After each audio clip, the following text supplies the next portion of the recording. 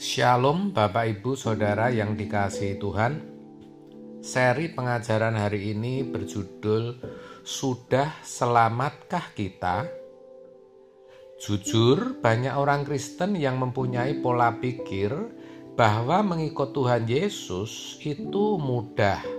Tidak perlu kerja keras, tidak perlu khawatir. Yang penting sudah mengaku percaya dengan mulut pasti masuk surga. Padahal pengakuan dengan mulut saja belum cukup. Tuhan menghendaki agar kita menjadi anak-anak Allah. Yohanes 1 ayat 12. Namanya anak-anak Allah, tentu hidupnya tidak boleh seperti orang-orang dunia hidup. Padahal pada umumnya, hidup orang Kristen masih tidak berbeda dengan hidup orang-orang dunia. Jadi, butuh yang namanya perubahan. Perubahan dari keadaan hidup yang masih seperti orang-orang dunia menjadi hidup yang berkeadaan sebagai anak-anak Allah.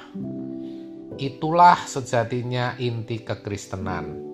Itulah sejatinya keselamatan di dalam Kristus.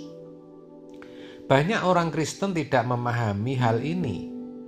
Keselamatan hanya dipahami sebagai suatu momentum atau suatu peristiwa di mana seseorang bisa terhindar dari neraka dan diperkenan masuk surga. Padahal bukan seperti itu.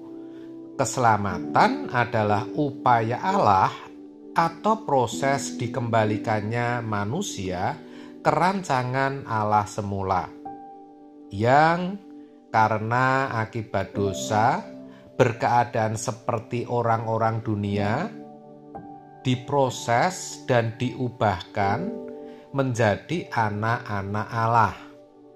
Nah, di sini dibutuhkan kesediaan atau kerelaan orang yang percaya kepada Tuhan Yesus untuk memberikan segenap hidupnya ada dalam penguasaan firman Tuhan oleh pimpinan Roh Kudus tentunya. Suatu kali ada seorang yang bertanya kepada Tuhan Yesus, "Tuhan, sedikit sajakah orang yang diselamatkan?" Lukas 13 ayat 23. Saudara, jelas pertanyaan ini menunjukkan adanya kekhawatiran dari si penanya.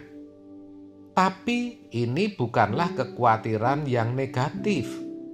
Sebaliknya, sudah seharusnya kita semua mempunyai kekhawatiran seperti ini.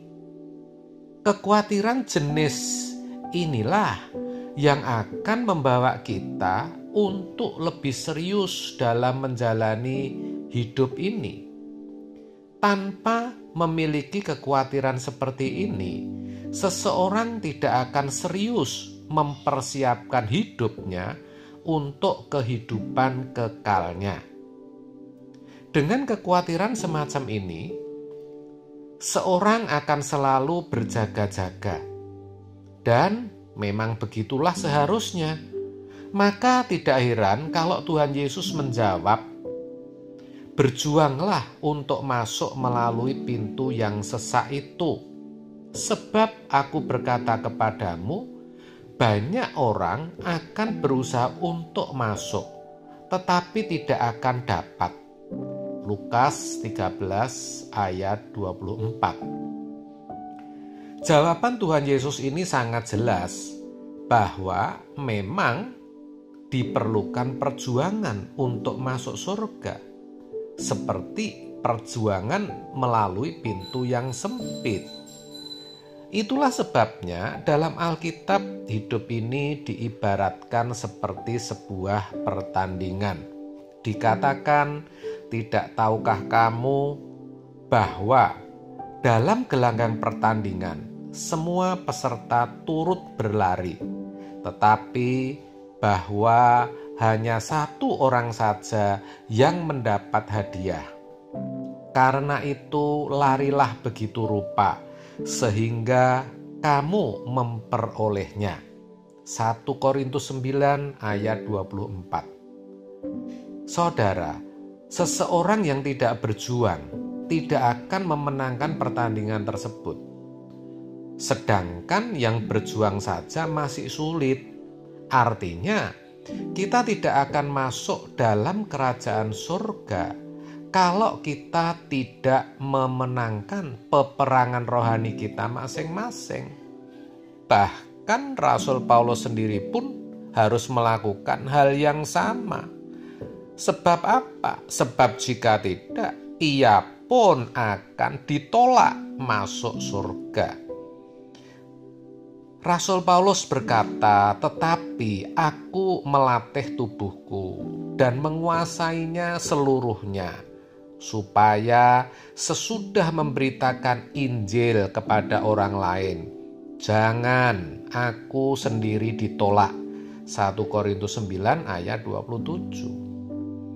Perjuangan ini tidak lain adalah belajar menjadi anak-anak Allah yang mengenakan kodrat ilahi, yang dapat berpikir dan berperasaan seperti Kristus, seperti yang Bapa kehendaki. Inilah saudara, sejatinya hidup yang dirancang oleh Allah sejak semula. Kejadian 1 ayat 26. Tentu saja ini merupakan pekerjaan besar, merupakan hal yang sulit dalam hidup ini, perjuangan yang benar-benar berat.